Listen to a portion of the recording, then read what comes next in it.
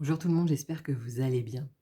Aujourd'hui, j'aimerais revenir sur un fait que vous avez peut-être pris conscience après votre relation avec un pervers narcissique ou une perverse narcissique. C'est cette tendance à être dans l'hypervigilance. Parce que oui, en fait, cette relation toxique, elle a des conséquences qui ne sont pas que émotionnelles ou que psychologiques, qui sont aussi physiques, parce que forcément, tout est lié. Et donc, tout ce que vous avez vécu a des conséquences. Je reviendrai dans d'autres vidéos.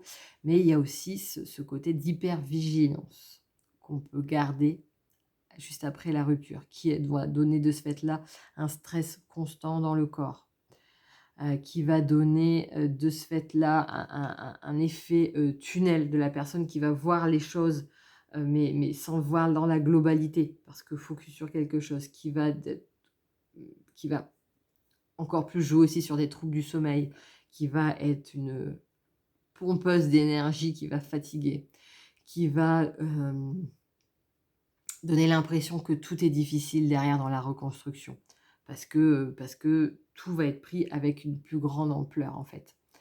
Et cette hypervigilance, alors bien évidemment, je l'ai dit et je l'ai redit dans toutes mes vidéos, pour moi, alors non seulement j'y crois, mais c'est par ça que je suis passée, l'importance de se faire aider après nos relations toxiques pour se reconstruire dans des bonnes conditions avec un vrai professionnel, donc que ça soit psychiatre ou que ça soit thérapeute, ou que ça soit qui s'y connaissent vraiment dans la prise en charge de, à minima des traumatismes, voire effectivement qui sachent, aussi, ce que c'est qu'une relation toxique. Donc ça, moi, par exemple, j'ai fait une formation pour les coachs et pour les thérapeutes, pour les aider à prendre en charge plus facilement les victimes de relations toxiques, de pervers narcissiques, pour qu'ils comprennent finalement dans quel environnement les victimes ont baigné et les étapes clés par lesquelles elles vont passer dans la reconstruction, afin que chacun puisse aider à son niveau, ou en tant que coach, ou en tant que thérapeute, ou pour ceux qui ont la double casquette comme moi, prendre en charge les 2 niveaux. Donc c'est important que vous soyez avec quelqu'un où vous sentez que vous puissiez être en confiance et qui comprend et qui est à même de vous apporter son aide précisément dans ces cas-là. Si, malgré tout, vous n'êtes pas encore prêt à ça ou quoi que ce soit, dans tous les cas, et là vous pouvez en trouver même sur internet, n'hésitez pas à faire un maximum d'exercices.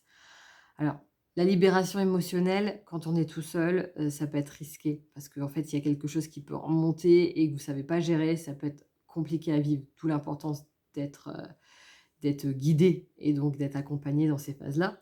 Mais à minima déjà d'essayer de relaxer votre corps. Alors comme tout est lié, bien évidemment, s'il n'y a pas de gestion des traumatismes, s'il n'y a pas, de gestion des émotions, ça sera plutôt limitant. Mais pour autant, tout ce qui est fait est bon à prendre. Donc là, que ça soit des exercices alors on appelle méditation guidée, mais qui est de la relaxation finalement, que ça soit de passer un maximum de temps en nature pour respirer, pour prendre du soleil, pour être dans un environnement qui est calme, qui vous fait du bien. Ça va être aussi de créer un endroit un peu cocooning dans votre environnement chez vous, pour avoir un espace dans lequel vous pouvez vous déposer. Ça va être donc des exercices de respiration, comme de la cohérence cardiaque tout simplement, qui est juste une bulle que l'on suit. Vous trouverez sur YouTube des éléments en ça. Vous faites ça plusieurs fois par jour, ça vous fait du bien.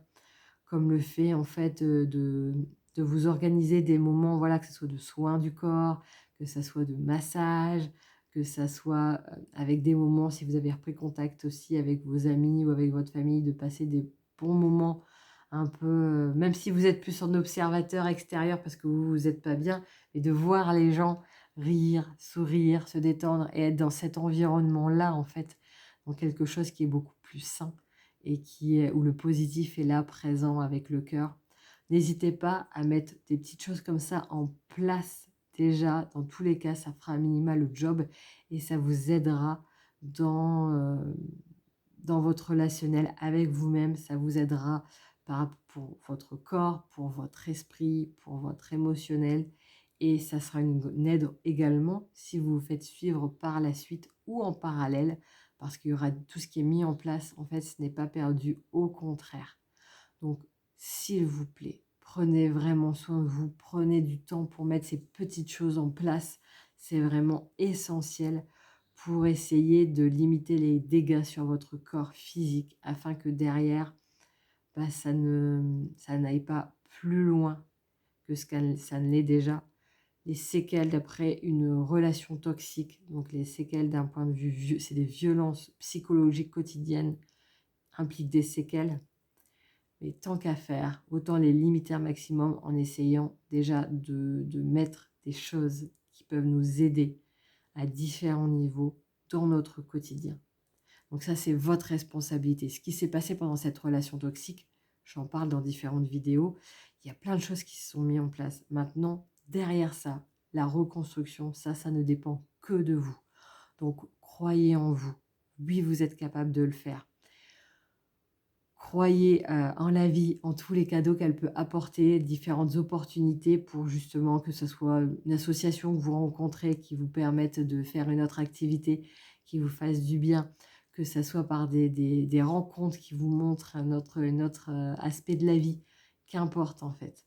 Mais dans tous les cas, croyez en vous, peu importe ce qu'on vous a répété pendant des mois, voire des années. Vous avez le droit d'être bien, vous le méritez également. Et ça ne dépend que de vous. Alors croyez en vous et n'hésitez pas à demander de l'aide, surtout si besoin, à vous faire accompagner. Je le répète, réellement, c'est pour moi indispensable. Et, euh, et dans tous les cas, bah, la moindre petite chose que vous mettez en place, même si le résultat se fait attendre, parce que parfois ça peut être long, vu la durée des violences psychologiques qui sont là, comme empreinte. Mais dans tous les cas, vous pouvez vous remercier de passer à l'action pour vous-même, pour vous faire du bien. Excellente journée, à bientôt.